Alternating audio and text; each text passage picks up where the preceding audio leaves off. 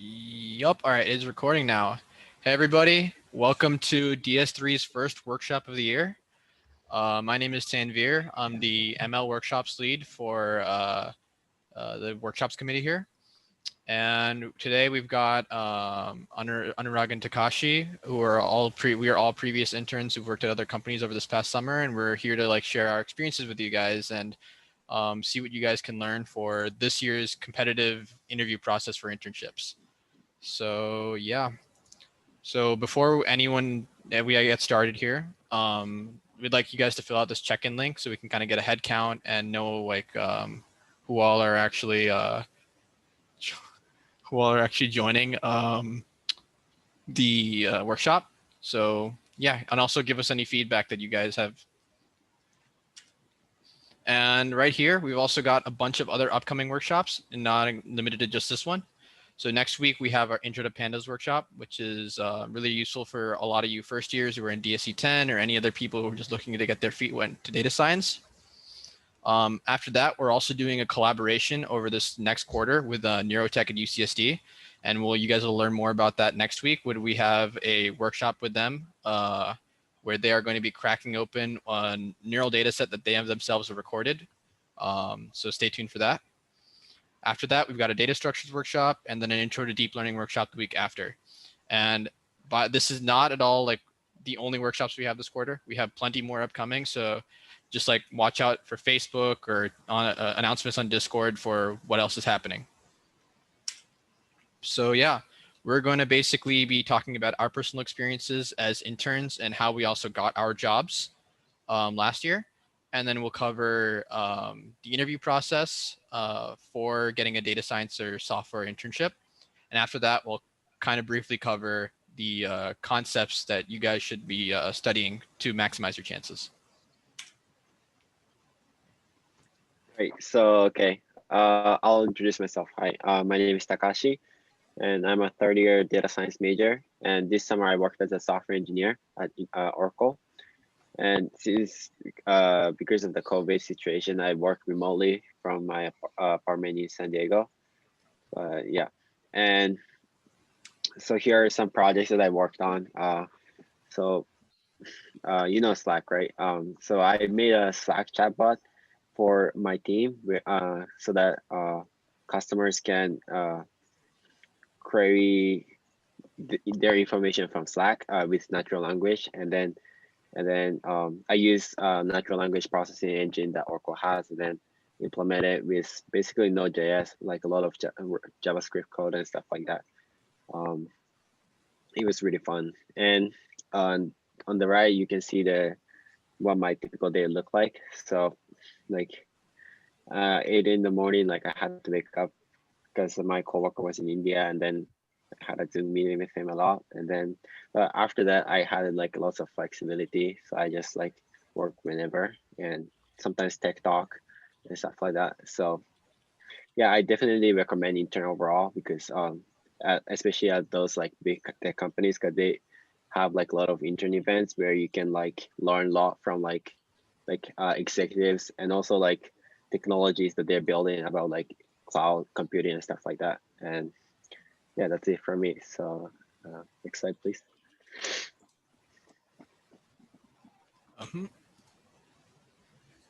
All right, hi everyone. My name is Anurag, and I interned at AWS, Amazon Web Services, over the summer. I'm a third-year data science major, and I just have some of my projects listed here.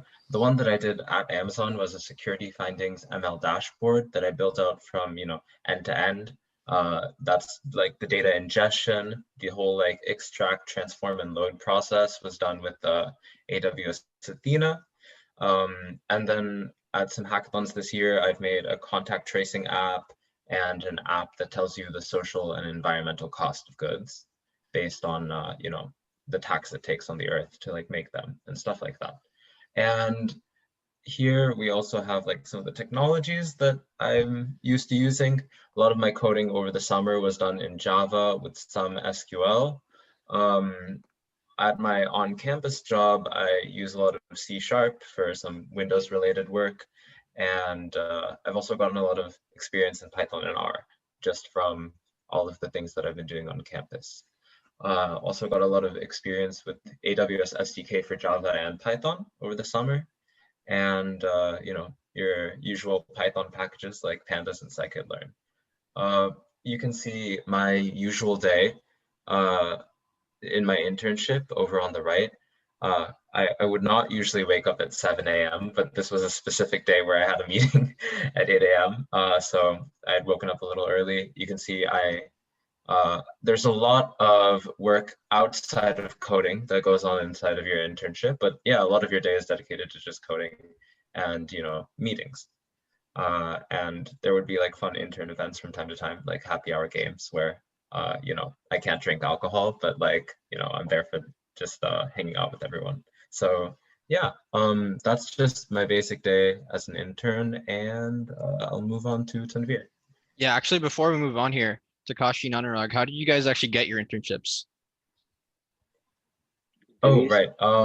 I just applied through the basic Amazon University internship portal sometime during October, and I heard back nearly a month later, and it was like a 3-phase online process, and then the final phase was you know, a phone interview that occurred in December. So overall, I would say that, you know, my entire recruitment was a 2-month process overall, because I had heard back from Amazon November 5th, and then I got my job offer by December 28th.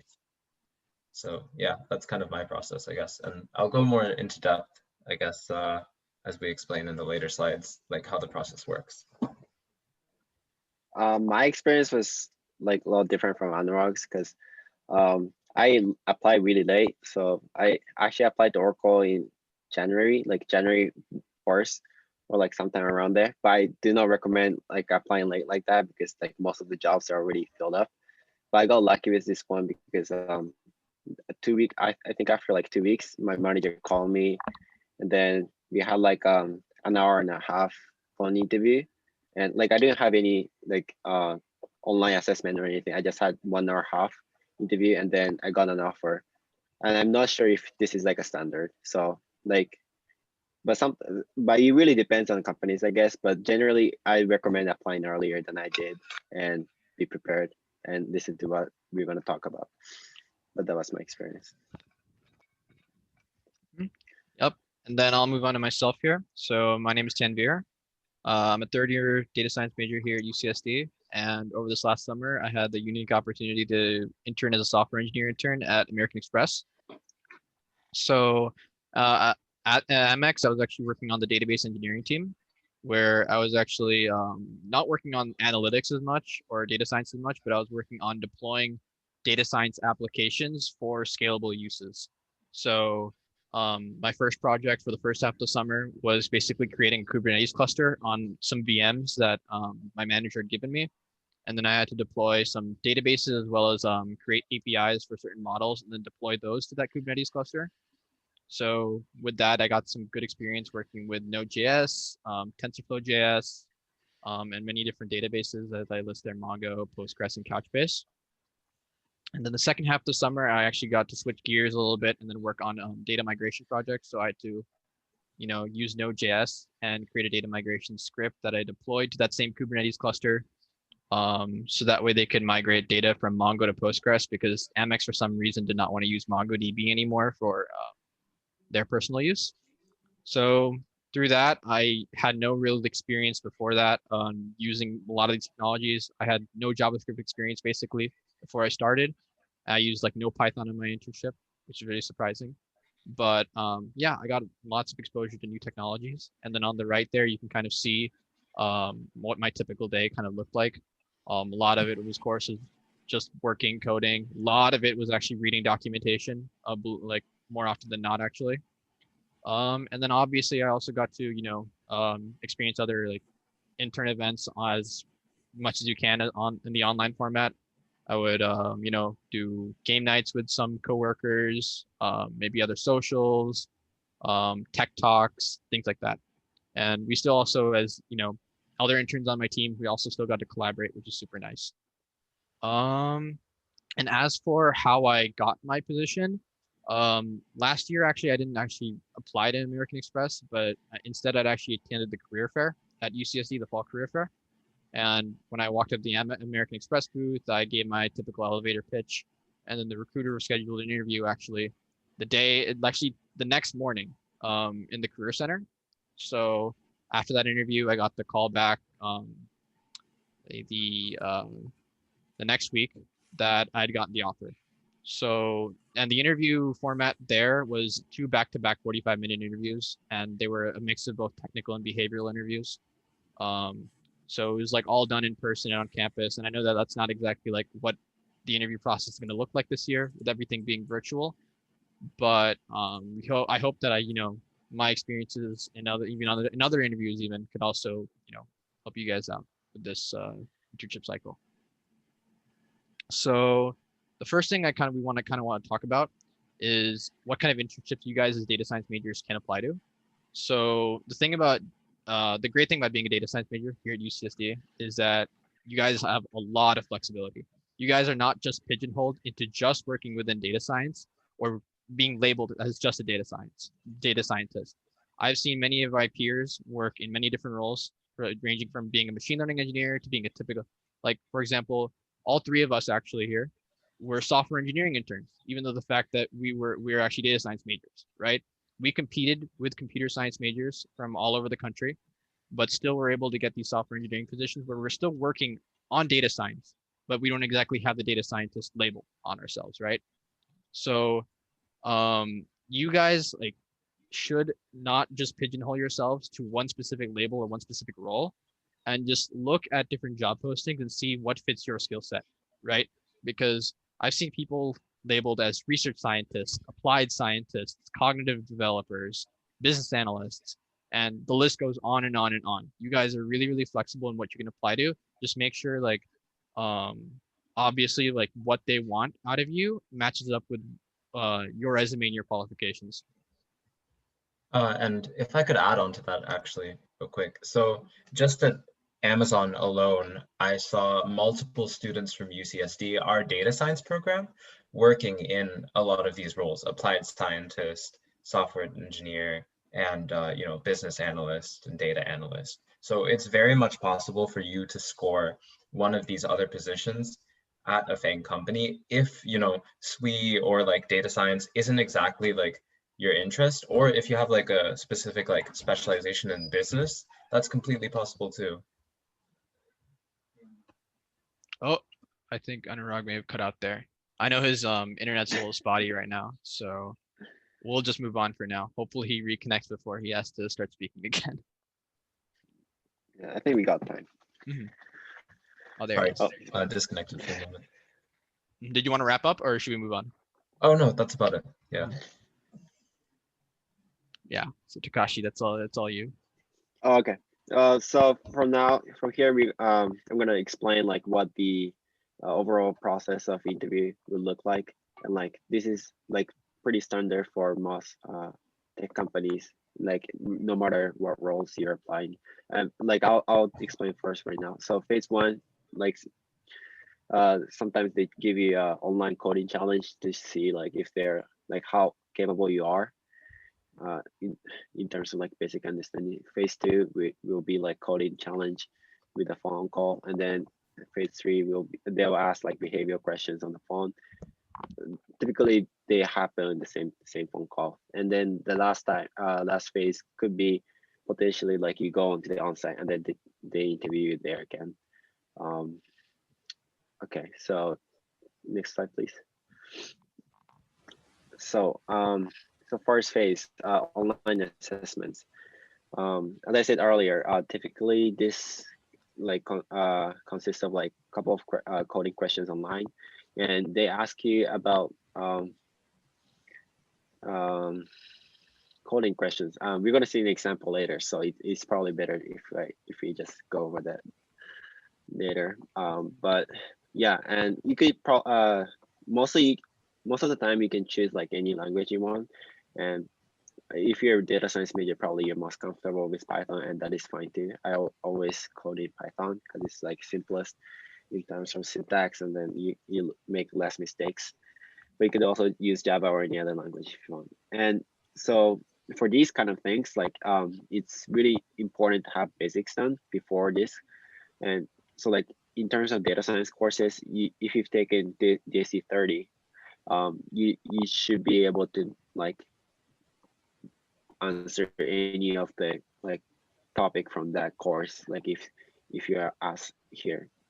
And if you haven't taken it, that's okay. Like you probably take it eventually, or any courses equivalent to that is CS department. But make sure to know like all these like basic coding concepts ready before you take any online assessments. That's really important. And yeah, and lots of leak code challenges. If you don't know what leak code is, that's fine. We're gonna explain leak code later. But it's basically an online platform for coding challenges. Okay, next Yeah, slide, please. and also before we move on Oh, from there, all right. one thing I've also like this year specifically I've noticed is if you guys apply to certain like data science intern roles, actually I've had already some online assessments this year from HackerRank that have actually tested you guys on SQL queries. So they'll give you a bunch of like SQL queries to like answer just as you would a data structures and or algorithms problem. So we'll kind of go more in depth into like what could be tested on that later. But just note that it's not always going to be like data structures and algorithms, but for the most part, it will be. Mm-hmm. Okay. So next phase is fun interview, and first we're gonna explain the coding part. And actually, the strategy for this preparing for this phone interview is pretty much the same as the online assessment, because this is also the coding part. The only difference would be that so now here you're talking to actual person, most likely your team manager, or actually it could be a college recruiter, whichever it is, but it's going to be a person, and they will, and it could take longer, up to like 60 minutes. So you feel more pressured. Like I personally would feel more pressured this way, because like they could ask you any questions, like you wouldn't, there are questions that you don't expect.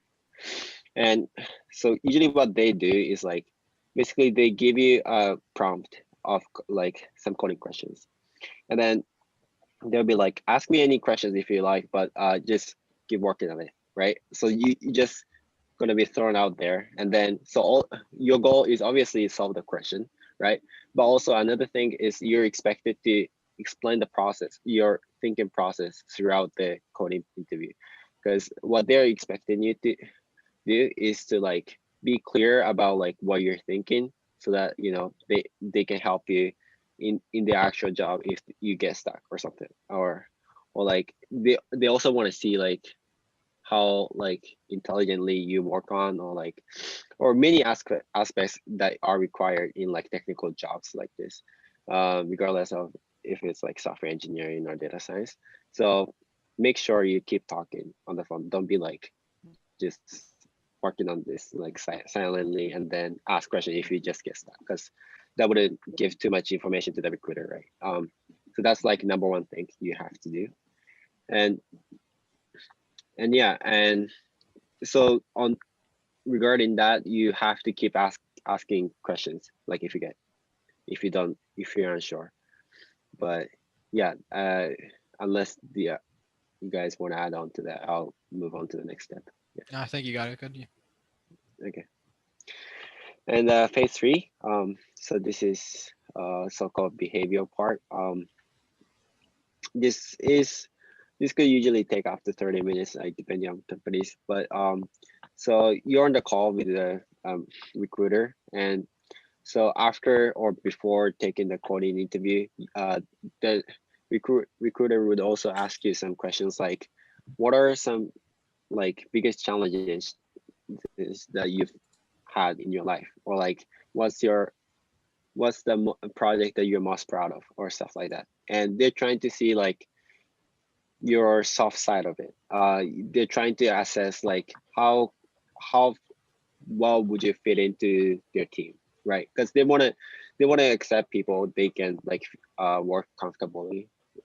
So like you're expected to like explain those things like clearly. Like you don't have to like make up anything, but you have to you have to you should be able to like answer these questions like on the spot. Like like it's not good if you like stuck on the question for like 3 minutes, because like like they expect you to know these things well about, they expect you to know about yourself, and then they also want to see yourself in the team. And yeah, I can't really give you too much advice for this because it really depends on person, but I'll say just prepare for these questions, because there aren't that many variety to it. They're mostly about like what's your most proud project or something like that. So be sure to be able to answer to those questions.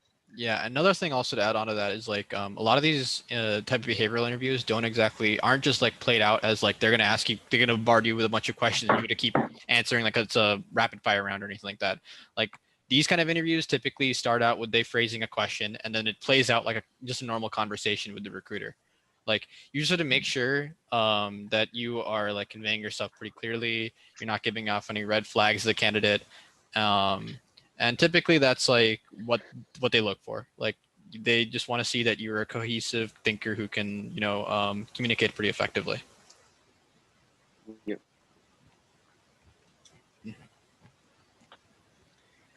So in terms of what to prepare, it's always good to be over prepared for the coding interviews. So we would recommend practicing coding interviews and especially on LeetCode.com, and that's an online platform for coding interviews, or I mean coding questions, and there are like easy, medium, hard questions, and like if you can do like easy and medium questions pretty well, like you're solid for like any interviews, and like except few, but but that's you should be prepared for it. And also it's also good to work on personal projects, because often interviewers look for your initiative in like technical projects outside your coursework, because they want to work with people who are really passionate about technology. So even if you don't feel like you're ready to work on any personal projects, I'd recommend you to just like start working on something, even if it's like really simple, because even if it's simple, like it shows your initiative to work on like some technical projects. So if you have time, like if you're trying to apply for those like internship next year, for example, then you can like work on personal projects right now, and then like maybe you can show it when you apply. And lastly, it's obvious, but you should research what your the companies you're applying for, because you should be passionate about like what they're doing. Otherwise, like they wouldn't want you to be there. Yeah, I think that's it from me. Yeah, and I'll also add on to that part about researching the company that you are interviewing for. Like a lot of the time, actually, they might bring out like they might not ask you specifically about like their company's values, but they might like bring it up in conversation. Oh, do you know what our company's values are? And if not, they'll explain it to you, right? But if you are really enthusiastic about and already have researched like what the company's core values are and what their core products are, right? So the interview doesn't have to do much explaining. That already shows a lot of interest in that company, and that actually definitely improves your chances. So like that kind of step cannot be really understated. Right. And if I could also add on just real quick to that, I think that, at least for my interview process as well, like, and this is a question that a lot of interns get, but are surprisingly like not prepared for, is why you want to work at that specific company. And if you're excited about the specific things they work on, like often a lot of interviewees I've heard are not prepared to answer point blank why they want to work at Google or Facebook or AWS. And I think if you stagger on that kind of answer, that also shows a lot about your interest, like in the internship program. So definitely prepare for those things, and also look into company values. For Amazon, there's like Amazon leadership principles, and there's an entire like section of the interview just dedicated to, Amazon leadership principles. And for Google, they have a Googliness interview. That's actually what they call it. So like looking into company values is actually super important for, going ahead with your interview, especially at these really big companies, because they have their own like eccentric cultures that you have to, get acquainted with before you go into the interview process. And with that said, I think we'll start looking at an actual leak code problem. Yes. Actually, before we actually look at a leak code problem, I guess I should explain what leak code is for those of you who haven't used it before. You might see it abbreviated as LC on like online message boards.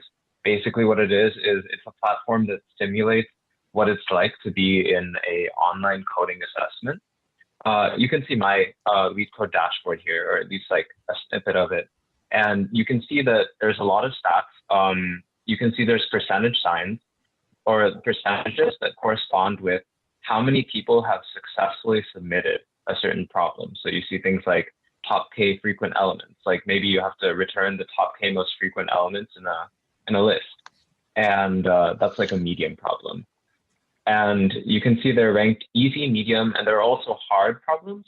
But I would say as an intern, you guys really do not have to worry about hard problems unless you're going for, I've seen a couple of companies this year that are, throwing out hard problems on interns. But by and large, I would say practice easy and medium level problems on LeetCode. It's free to get an account. You should honestly like jump on it, try to get like, do 1 or 2 questions a day or so. And that's really good for making sure that you have the skills to, do well in these interviews. And the best part I would say about LeetCode is, if you do questions on LeetCode commonly, there's a chance that when you get to your interview, you will already have done the problem that they're going to ask you in entirety. You've done the entire implementation. And there's a list of the 100 most popular interview questions on LeetCode. I would seriously recommend it to anyone who's going into the interview process this year. Also, I guess I didn't explain the last bar. The last bar is how often that question has shown up on interviews. So they do have a list of the top 100, but if you want to go outside of that too, there's a way to sort all of the problems by their frequency, so you can see, how often does this problem show up overall across the board. And if you take a trial of like a premium membership, you also have the ability to see the top 100 most common problems at, Amazon, Google, Samsung, Twitch, like literally any big company, they'll have like a top 100 list for them. And that's super helpful. And to you guys as data scientists, LeetCode also does have practice problems for SQL, like SQL, as Tanveer was mentioning, that is showing up in the interview process quite a lot this year. So, keep your ears peeled for it, I guess. Like, definitely give it a try. And I will actually move on to the next slide now, and we'll show you an example of a LeetCode problem. So here's a sample question, right? And this is like the most frequently asked interview question of all time. It's valid parentheses.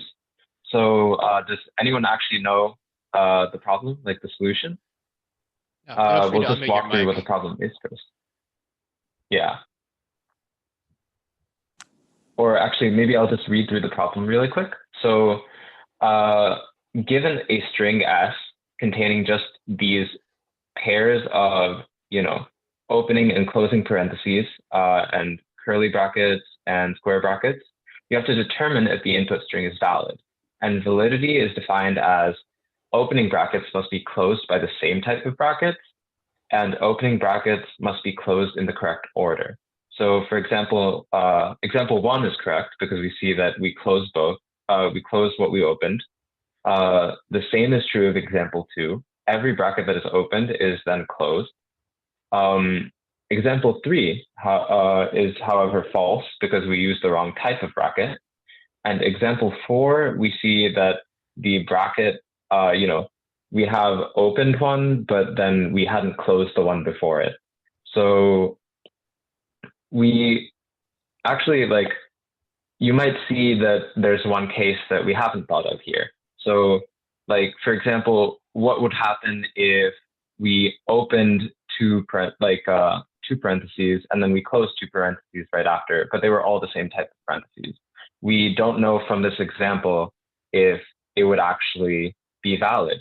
I mean, I think this is a good example of one case where your requirements aren't very clear. And in your internship interviews, unless it's the online assessment in which you will get a prompt like this with examples, you do need to ask your interviewer. So one of the most important things about the interview, the phone interview for coding, and in person, like if you like an on-site interview, if you do get that, is you need to talk through your thought process pretty extensively. And the big part of that is not jumping into the problem as soon as you see it and trying to put something down. Instead, just try to gather these requirements, because you know, the question will be even vaguer when it's presented by an interviewer. You won't even get example cases.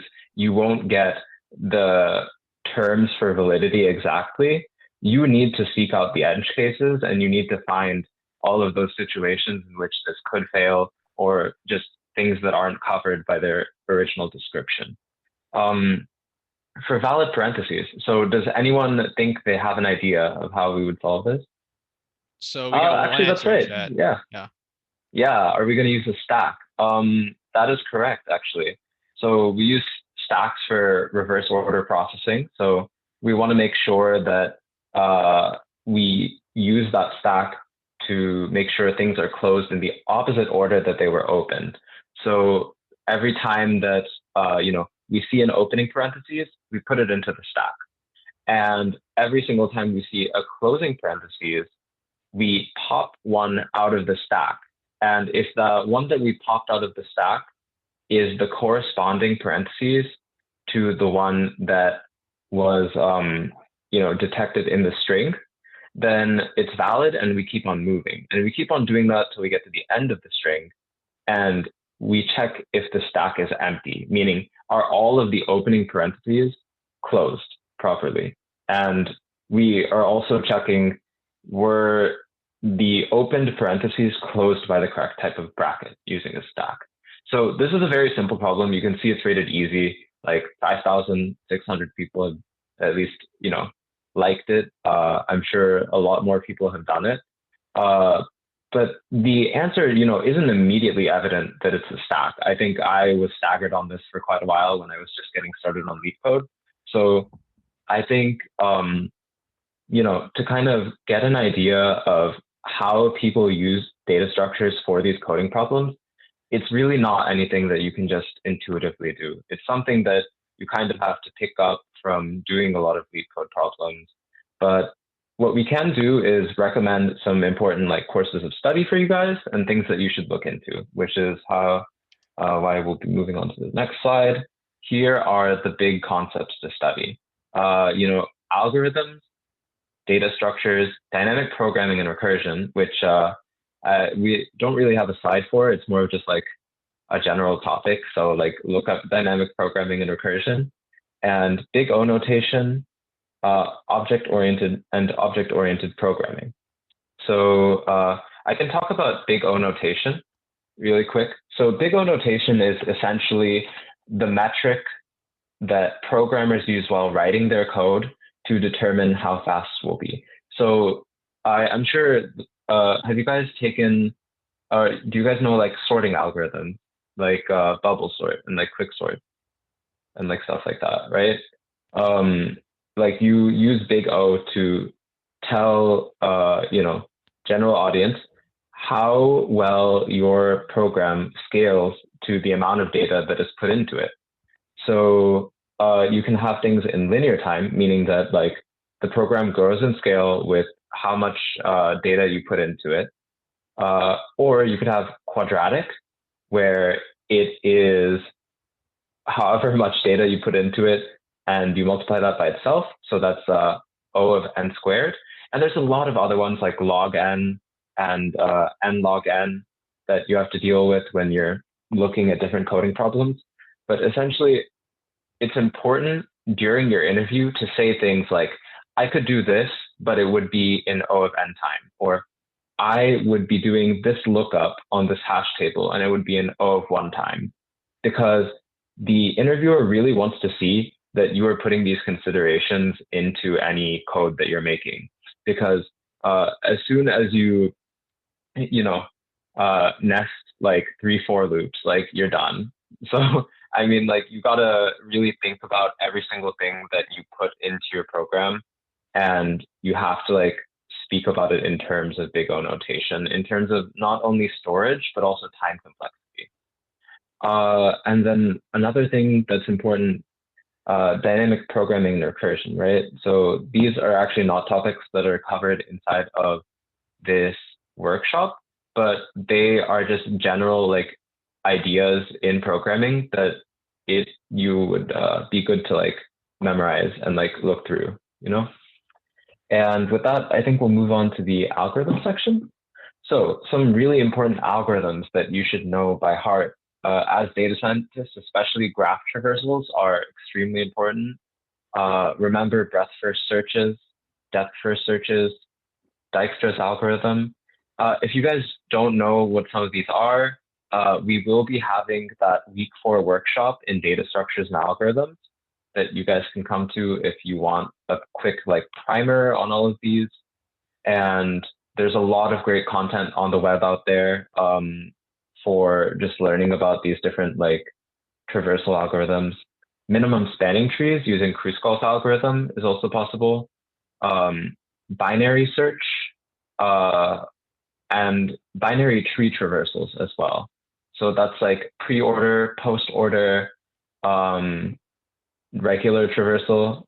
And on top of that, there's also some weird ones. Mine, for my phone interview, actually, my question was a zigzag order traversal of a binary tree, which was something I had never heard about before that interview. So like, there's definitely some weird like traversals out there that show up on interviews, and it would be good for you guys to like look through those and see what you need to do to make that happen. Yeah, and know things like removing like a node from a binary tree, or sort of like reversing a binary search tree. Those are also famous like problems that show up on coding interviews. And for sorts, I've not really heard of like a lot of interviewers really requiring sorting algorithms, but knowing your sorting algorithms is always good. Usually like you're allowed to just use the dot sort in Python, and there's also arrays dot sort in Java. So it's more so like utilizing those search functions. Like you can sort based on certain like keys inside of an array and stuff like that. There's a lot of like intricacy to it, and looking into how sorting is carried out in different languages is also a good idea before your interviews. And then the next slide, please. I'd also like to add really quickly on the sorting algorithm. So like, at least in my Amex interview, actually, I was actually tested on merge sort. And I've actually seen a couple of like HackerRanks this year that have definitely like tested on merge sort. Like they don't exactly say like implement, like merge sort is actually the only one I've actually seen it pop up in multiple interviews before. And the reason is like the recursive dynamic programming logic that goes into merge sort actually shows up not in just sorting a list, but in even other problems too. So if there was one like algorithm you guys should study, I definitely recommend studying merge sort, because they might not just ask you to sort an array, but they might like ask you to maybe merge 2 collections into one sorted collection, or do different sorts of things like that. And merge sort as really like interesting logic with recursion to do that. All right, and here's some general list of data structures that you'd want to know going into your technical interviews, both online and in person. So graphs, directed graphs, undirected graphs, acyclic and cyclic graphs. Again, we're going to have a workshop on all of these in week 4. If you guys really like are struggling with any of these, we'll be there or I'll be there, and another one of our workshop committee members will be there to explain a lot of these concepts and how these data structures are built. So a lot of dynamic data structures here, like binary trees, B trees, hash sets, hash maps, stacks, queues, heaps, priority queues, prefix trees, and linked lists. And if you don't know any of these, that's like completely fine. I think a good deal of them are covered in DS330, but there are some that aren't. Or like, even if they are covered in DS330, I don't remember the use of them being as extensive as it is in like coding interviews. Hash maps show up like all the time inside of these interviews. So that's one of the ones that I would say is like really important to know. Stacks and queues as well. I did see one with a priority queue where you had to do like Huffman coding on like an interview question. So yeah, all super important topics. That will be covered in the data structures workshop in week 4. But generally try to study these on your own. Again, a lot of great videos out there. All of them are super important for sure. All right, so now we'll talk about a little more about the things specific to interviewing for data science and machine learning roles. So for a lot of these data science roles, obviously you might not have to do algorithms all the time, but more often than not, actually, you'll have to solve typically like an algorithms or data structures problem to get you through the door in an online assessment.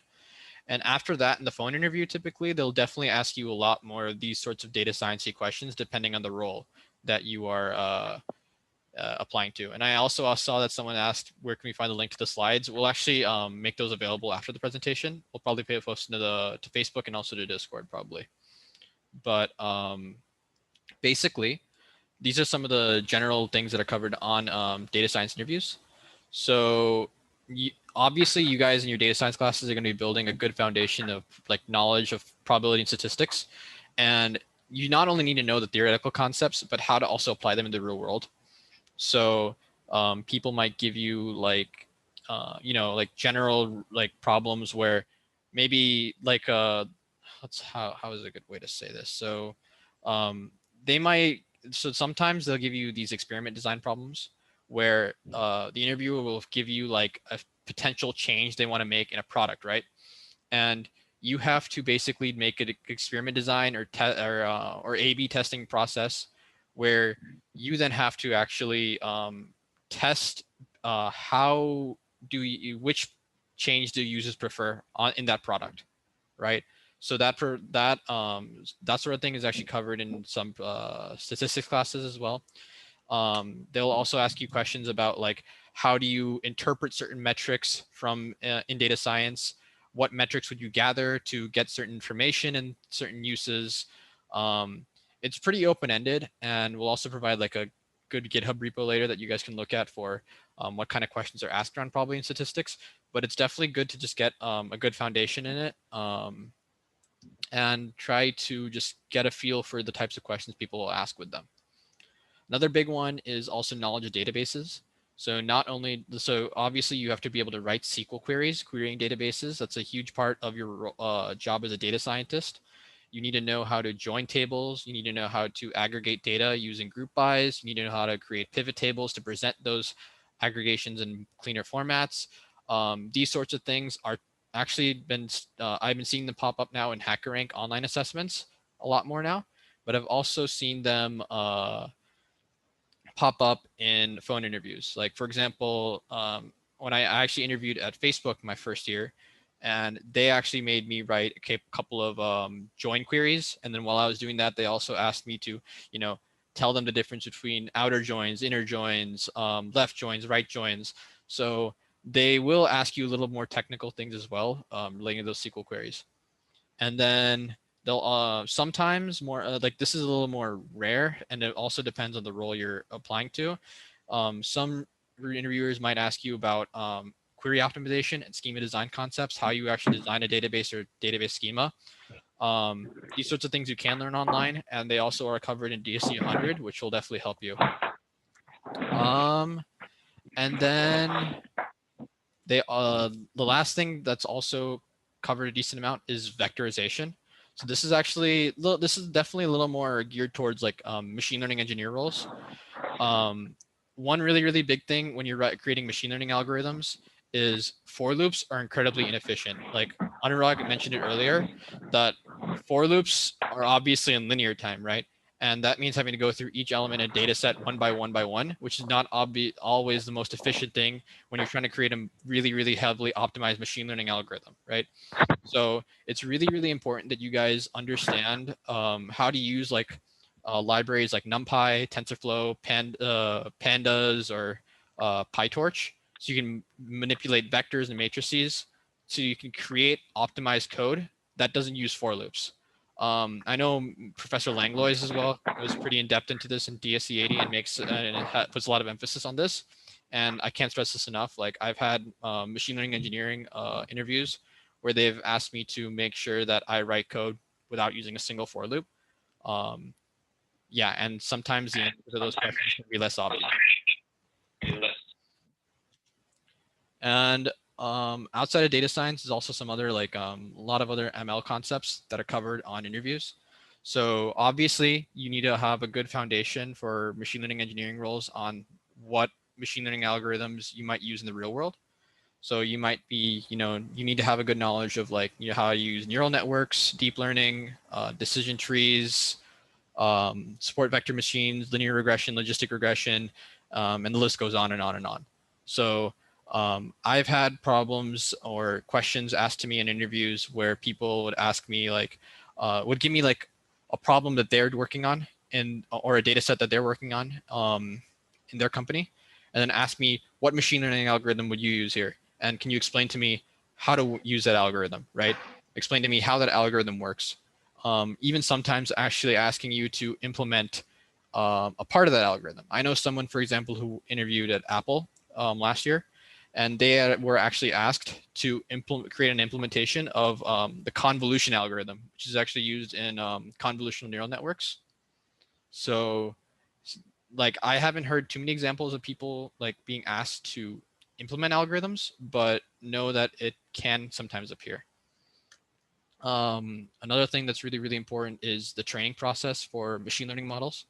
You have to understand some of the vocabulary around the training process.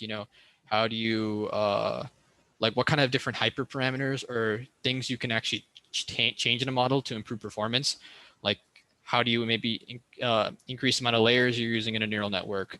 How do you adjust learning rate on your models? Maybe how do you use regularization, things like that. You can be tested on. Not typically, they typically won't just ask you like, what would you change in this model to, fix this? They'll typically ask you, what's it called? They'll typically ask you like about machine learning work you've done and what you would have done to solve certain problems in those models. So you'll have to kind of go into depth about how you troubleshoot those types of models, changing different things around. Another thing they'll also talk about is splitting training and testing data and why that's important, and also how you can use that to its full advantage in evaluating models. So that also brings me to the final bullet point here, which is how you actually evaluate machine learning models. This one's also pretty big. You need to be able to understand different metrics that come out of the training process for machine learning algorithms. You need to be able to explain, interpret, and also like know how these metrics are calculated. Some examples here are F1 score, accuracy, precision, recall, loss. I've even seen the ROC and AUC curves show up in interviews too. So they might give you I've seen an interview where, for example, they might give you like a model that has like a really high training accuracy, but a much lower testing accuracy, right? And in that specific instance, you're actually identifying that model has been overfitted to the training data. And then you're asked, how would you solve that, right? Would you maybe add, regularization to it? Would you maybe split your data differently, so on and so forth. So these sorts of things are not exactly learned as much, but these are like intuitions that are developed by doing more machine learning. So I highly recommend for you guys to learn this sort of stuff, not by just watching YouTube tutorials and doing courses, but actually getting your feet wet with projects and building these intuitions and encountering these problems and then solving them yourself. So that way, these kind of become second nature to you when you're asked them about them on an interview.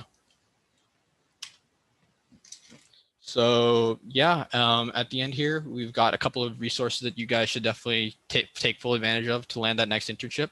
So obviously we talked a lot about LeetCode, a place where you guys can practice and learn data structures and algorithms. We also talked about HackerRank. HackerRank is a online assessment platform that companies will use to basically give you like a coding exam that determines if you get an interview later or not. And the website also provides many practice online assessments for you guys to be able to, practice your data science and algorithms problems, and also practice maybe SQL exams as well. And also, if you've never taken an online assessment before and you want to make sure you know how to navigate the platform and everything, I highly recommend taking a practice exam before you actually take a real one. As many of us as data science majors also know about Kaggle, which is a great place to practice your data science through data sets. But I think something that is definitely slept on and people don't know as much is that Kaggle actually offers free online courses on data science concepts for people to learn and take from. So they have courses on like SQL, probability statistics, machine learning, and they're all completely free. And I think that a lot of people actually know about this. So definitely take full advantage of that for learning some of these data science concepts. Coursera is also really, really huge one. That's actually how I learned a lot of my machine learning and data science. I highly recommend you guys take maybe Andrew Ng's machine learning classes. They develop a really, really good fundamental knowledge surrounding machine learning algorithms and training models, and also provide a lot of good practical experience for you guys to develop those intuitions that you guys need for interviews. And then last but not least, also a website called SQL Zoo, which is really, really nice for learning and practicing SQL queries. It actually has like an in-browser client where you guys can run SQL queries against their databases, mess around, and kind of get a feel for the syntax, which pops up in data science interviews. And yeah, that's pretty much it for this workshop, but we're going to stick around and answer any of you guys' questions you have. Also, before you leave, please make sure that you guys fill out the check-in link. Give us any feedback on this interview. Maybe tell us like how we did, what could we maybe do better, what workshops would you guys like to see, and also make sure to join our Discord. The community is growing every day, and people are talking about data science and non-data science related things. So we'd love to have you. But other than that, feel free to unmute your mic, maybe type in chat any questions you might have for us.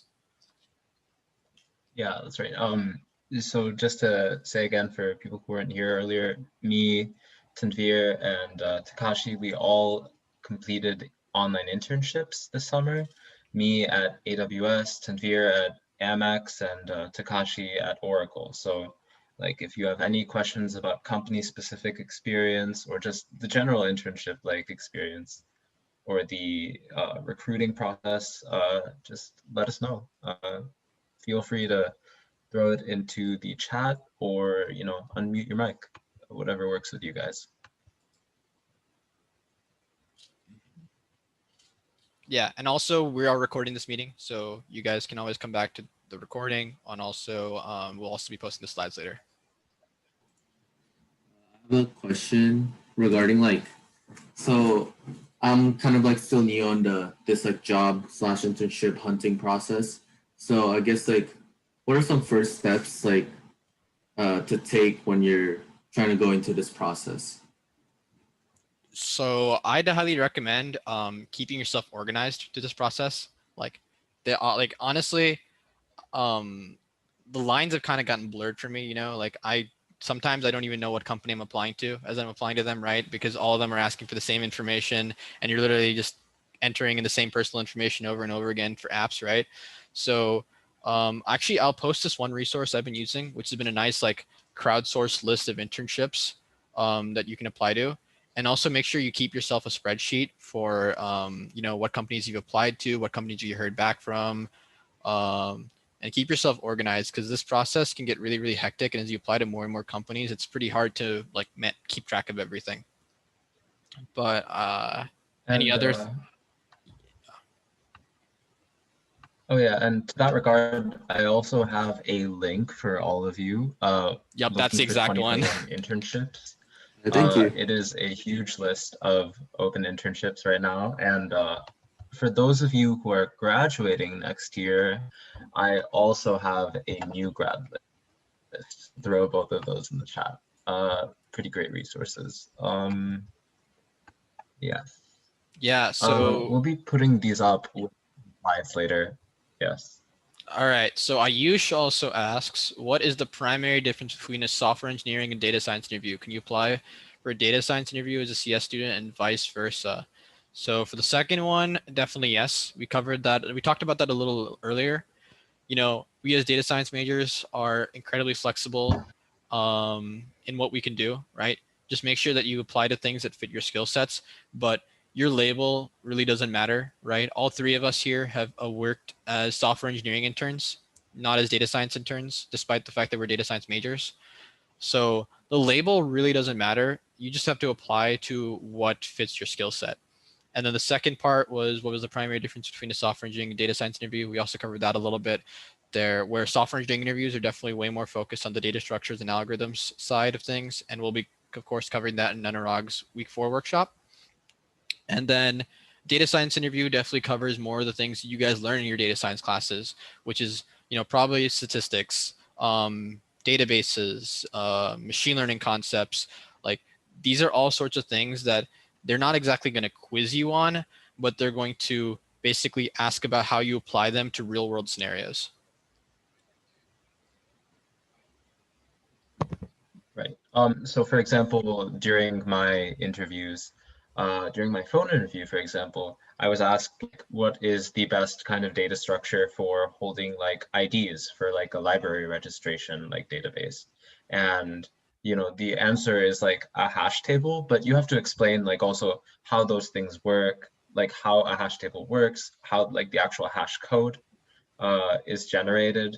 And on top of that, you have to understand how like collisions work and things like that. And you have to do that for all of the possible like data structures they could ask you about throughout the interview process. Like you should prepare, your answers to those kind of things beforehand, because on top of your actual coding questions, they will ask you like just technical, like hypothetical questions about system design.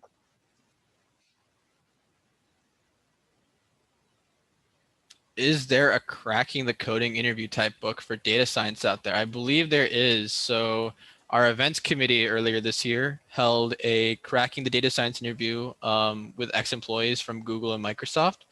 So you guys can definitely check out the recording and slides for that. But I believe the person who was holding that workshop, Nick Singh, also has their own book about cracking the coding interview. So highly recommend you guys also check that out. It's a really great resource for you guys to reference to as in this internship cycle. Also, I remember someone was asking about the link for the slides, so I just put it out there, and it's view only. But yeah. Okay. Yep. Tanveer, are you gonna share the link in the Facebook too? Oh yeah, we'll post that later. We're gonna probably post that later. But any other questions you guys have, please don't be shy. Like, we're here for you guys. There's no such thing as a stupid question here. So just throw out anything you guys are. I have more like a general question, because like all three of you guys are like data science majors, right? So how's kind of like your experience, or kind of how your like your thought process as going into like a software engineering intern instead of like data science intern, in the process? So if I could speak to like my experience, I would say it was actually immensely helpful. I mean, like you're seeing that just across the board, a lot of software engineering based companies are implementing like very data heavy solutions into a lot of their code. Like especially AWS, like I had to deal with like a lot of SQL queries, extract transform mode kind of processes.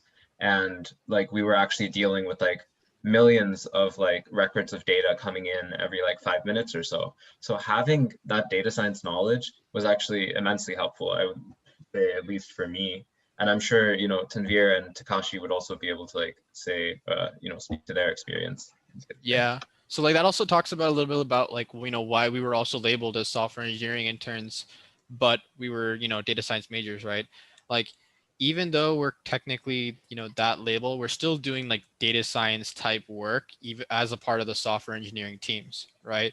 Like, the line's kind of blurring a little bit these days, I think, between SWE and data science sometimes, because a lot of that type of work is also building these like scalable systems that handle lots of data, right?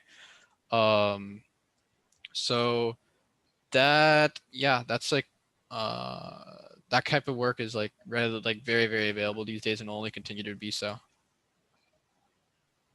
My personal opinion is like I'd say just apply to any jobs that you think like you fit, and then it's like try to see like what would be your best interest, right? Because like it really depends on companies. Like we're not gonna be able to like make like judgment based on like without having experience. So I would say just try as much as you can, and then experience like from what comes out of it. So, and maybe you like software engineering more than data science, or the other way around. Like you never know. So it's always good to keep your opportunities open, I think.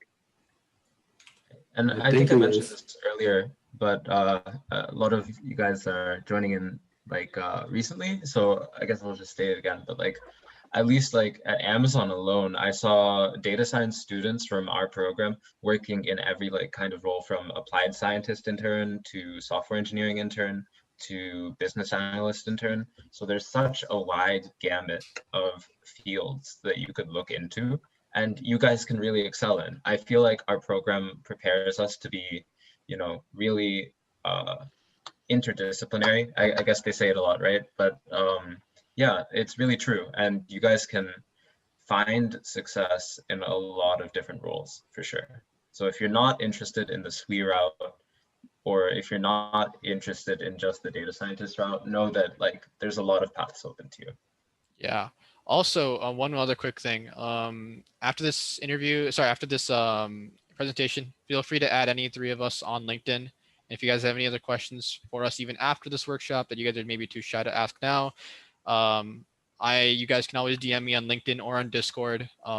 So my door is always open if you guys have any other things to ask. Oh, Tyson asks, do you guys have any recommendations on how to come up with project ideas? Do you mean like for personal projects?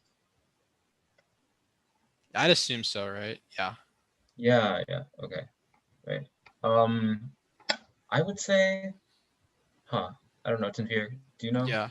So one really, really good source for personal projects, especially if you guys can't come up with an idea, how I used to come up with ideas for personal projects was just browsing Kaggle, right? If you guys just go to Kaggle and literally look up data sets, just keep scrolling until you maybe find like some sort of data set that you guys find remotely interesting and maybe want to analyze just for fun even, right? So that's obviously one school of thought for figuring out a project that you were maybe interested in. Another school of thought would I be have maybe oh, you come across like a machine learning algorithm or a data science concept or something that you guys are like, you know, haven't learned yet, but you want to learn, right? So maybe just like learn that concept and then immediately take a data set and try to just get your feet wet and actually apply it to real world data, right? So those are two kind of approaches you could take to coming up with a data science project. And guys, like, it doesn't matter how simple a project you guys might think is, like, you can, it's still worth adding to your resume and also still completing, right? Like, especially if you don't have any internship experience before, right? Like, for example, I'll tell you guys about like the first personal project I ever did. If any of you guys did the k-means clustering project in DS3 20, I remember for that, I literally just took that DSC20 clustering algorithm, modified it a bunch, and then I scraped my own data set from Google Maps for the UCSD campus and just applied that k-means clustering algorithm we wrote in per class, but to a whole new data set, right? And then that was my first ever like personal project that I published on my GitHub and everything too. So like, it doesn't matter how simple a project is, right? But you should also demonstrate other skills other than just technical skills, right? How do you write a report? How do you publish these sorts of data science skills? How do you communicate your results, right? These are all things that recruiters also look for, not just like how complex of a machine learning algorithm can you make. I have a very different approach from Tanveer, which is so I I also struggle with this, right? So like I wanted to start project, but I don't know where to start. Like it's so overwhelming. Like I don't know anything, right? So what I did was like participating in hackathon or like at datathon, because for me like it's really hard for me to start anything when I don't have any pressure. Like it's easy to work on homework problem because I have the deadline, but otherwise like I don't have like drive to it. So I did like hackathon with my like friends or datathon that DS3 hosts. And in those situations, you're like you only have like 24 hours, right? So like you're like put on spot to do something, and then you might as well do something because you're there. So that's how I like started a couple of projects. Like I built some like AR iPhone app, or in DS3 datathon, like I've used Uber dataset and stuff like that.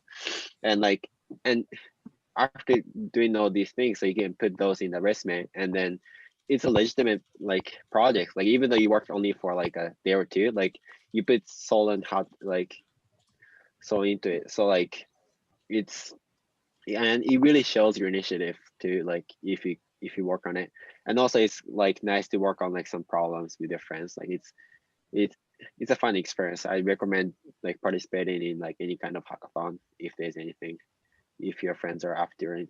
And you can actually go by yourself and then find your teammates there. Like that's totally not a problem. So go find your hackathon. That would be my Yeah, advice. that's a huge one too. Like that, Yeah. not to also plug. Yeah, I This is totally also a agree. plug. Also, like definitely register for Data Hacks coming up in 2021. I believe that's going to be an online event, so you guys can do it literally from anywhere. And then two, also we as a workshops committee are actually collaborating with another organization on campus called Neurotech X at UCSD. So they've actually recorded their own brain activity data set that we are going to create a Kaggle competition out of, and also perform some other workshops around that Kaggle competition. So keep your eyes out for that. If you guys are also looking to get your feet wet with a personal project, that's also another way you guys can do that by participating in this competition we have going on. So just keep an eye out for that. Yeah, and also in terms of like hackathons, I've worked with Takashi on datathons, and they really are just a great experience to find a project to work on. They also give you tracks, which is great because like for me, like it's hard to contextualize sometimes like what kind of project I want to work on or what would be like, you know, like new and like exciting to see on someone's resume. And usually hackathons do try to aim for like themes that, you know, see on resumes or like are super current, like sustainability or like connectivity or remote education.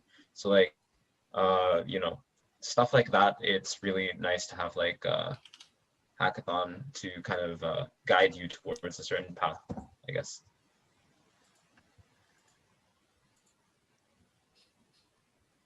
Okay. Yep. Any other questions, guys? I see a question on how to balance the time between personal projects and schoolwork and stuff. This is a really tough one. Like I always struggle Yeah, this is all a to struggle for find me balance. too. I tend to do coursework first because like I have deadline, and then like I can't miss all those deadlines, and then work on other things afterwards. But then like you just have to be organized, right? Yeah, definitely organization and time. It's time management is definitely huge for that, for sure. Obviously, I know we're all really, really busy, and definitely is hard. Even for me, I'm trying to still keep on track with classes, but also work on like a personal project on the side. And it's pretty hard for sure. But yeah, like you can obviously attach yourself to a deadline for a project, right? And give yourself some pressure, but also know that, you know, you don't have to be like this data science machine working 24/7, slaving away at the computer to add to your resume, right? Like you can take it a little slow, maybe stretch out an entire personal project over the course of the quarter.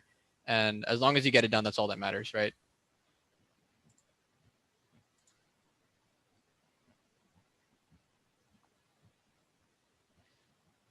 Oh, okay. So practicing algorithms and data structure interview questions. So we did cover that a little bit in our presentation. So LeetCode and HackerRank are definitely really, really good ways that you guys can practice your skills.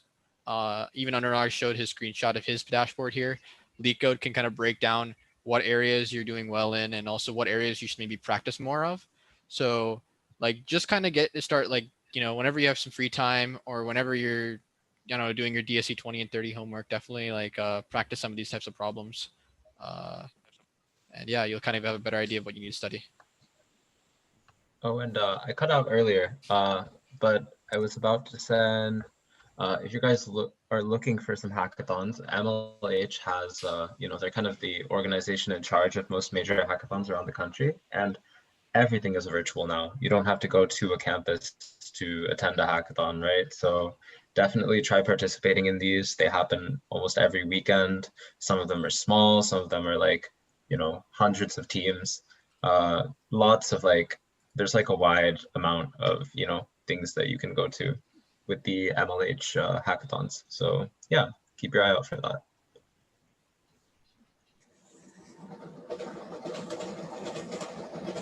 Oh man, that's a loud train. Any other questions, guys?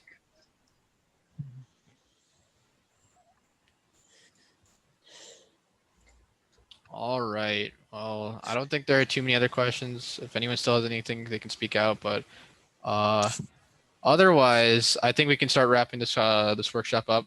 Thank you guys so much for attending our first workshop of this quarter. We have a lot more to also be excited about, and also other workshops that are coming up. So please have an eye out for those. Next week, we have Intro to Pandas workshop that I don't believe I'm not a part of, but other people on our workshops committee have been working really, really hard to put this together. We also have our collaboration with Neurotech at UCSD coming up next week.